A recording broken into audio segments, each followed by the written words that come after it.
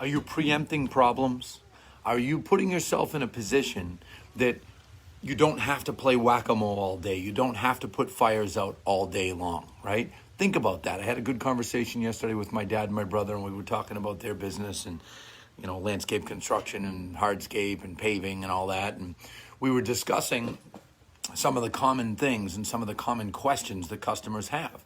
And I was explaining to them how they should solve it. And, my brother was pointing out, well, we put some of that in place with the emails back in the spring, and this and that's been better. And I'm like, you're right. And then I said, you know what? Let me show you how you can take it to next level. So what I did is I went and I found a web page that we created years back that talks to people about what to expect and what they should know before they sign an offer. And we've kind of flipped the script. So I train agents to not allow people to sign an offer. Technically not allow them. Obviously, they can sign it if they want. But basically say to sellers, hey, whoa, don't sign that unless you've read the real deal. Have you read the real deal? And it makes sellers like, oh, okay, let me check that out.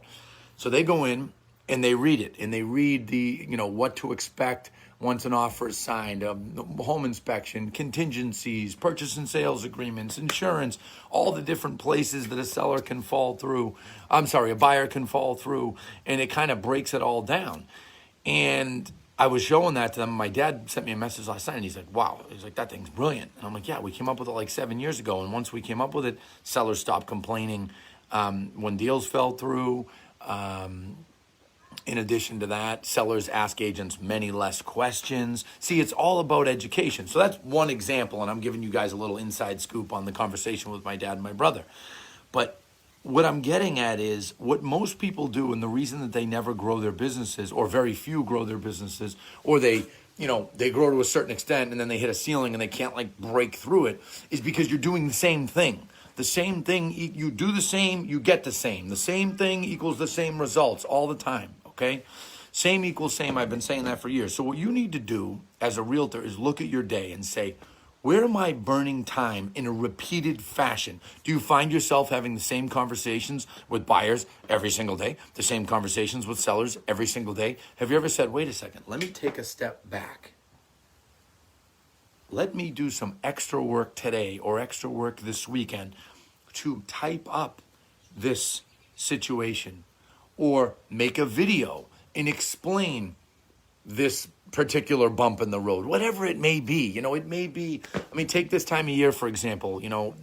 Granted, we're in a bit of a odd year where right now there's some properties that need price adjustments and then some that are still selling over asking. So it's like, this is just the craziest year I've ever seen. But what I'm getting at is, think to yourself right now. Right now, I see some great realtors watching. I see Deb, I see Mark, I see Kristen, I see Crystal, right? Think to yourself, part of my day do I do that I have repeated conversations? Do I have to give the same explanations? Do I have to explain multiple offer situations over and over? Do I have to explain what to offer on a home over and over? Take a step back and think, wait a second, if I put 3 hours of work in on a Sunday or a Saturday or a Friday, or I don't care when, and I made a video and I explained it out, and then before I get there with my buyer, I send the video and say, hey, the next step is X, Y, and Z. Here's a video that explains X and Y. I'll be back to you on Z.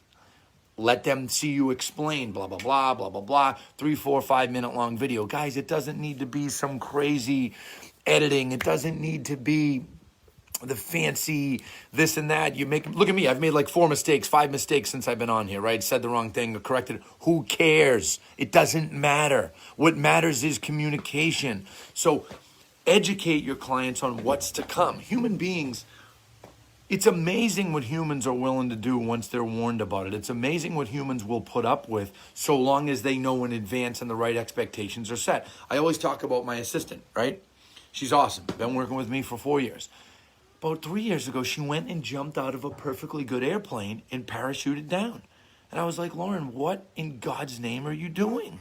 And she did this with her husband that I grew up with. And I'm like, what is wrong with you people? By the way, how many disclosures did you sign? Oh, it was about 28, 30. Literally, disclosures. But those disclosures warned her of everything that's to come. So what did she do? She signed it and she took the leap, which to me is insanity. But that's what she wanted to do, right? point I'm getting at is you're all burning time all the time. You're all doing it. And you're having a hard time breaking that ceiling because you're doing the same thing. What if you sat down and you typed up every single step of a transaction and made it so that before that step comes, you shoot an email to the seller? This is stuff we did 12, 13, 14 years ago that we've refined and our realtors use now, but not all of them. Sometimes I hear realtors, oh, I didn't do that. Oh, I got a pissed off seller. Really? Why? Did you send blah, blah, blah? Oh, no, I didn't. Okay, well, what do you expect? I got a seller that refuses to make a price adjustment. Okay, did you send the Art of the Price Adjustment blog that's public and every realtor on here can look at? Because that explains everything that could have to do with price adjustments, right? See, Kira talks about working smarter, not harder. I do both, but you're right. I mean, that's what you have to do. You have to get in front of your problems, preempt them, so you don't play whack-a-mole. Imagine when you say to yourself, do the exercise I mentioned 3-4 minutes ago. What conversations do I have every single day in a repeated fashion, or 5 times a week in a repeated fashion? If you took all those conversations, put them into some kind of content on your website or a video or written content, however, and you sent it to them preemptively before they asked, now they'd feel informed. They'd feel like they know what's going on, right?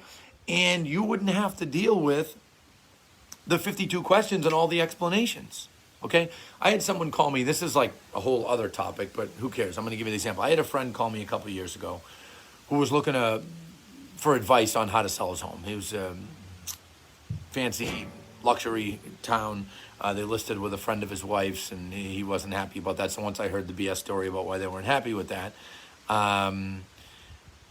I said, okay, so what's going on? I'm on the phone like 3 minutes. And he said, well, I think I need to make a price adjustment, but I don't know how many. But I said, look, I'm running into a meeting. I don't have time to go over this right now. I'm going to text you a blog. Read the entire blog top to bottom, and I'll call you on my ride home later today.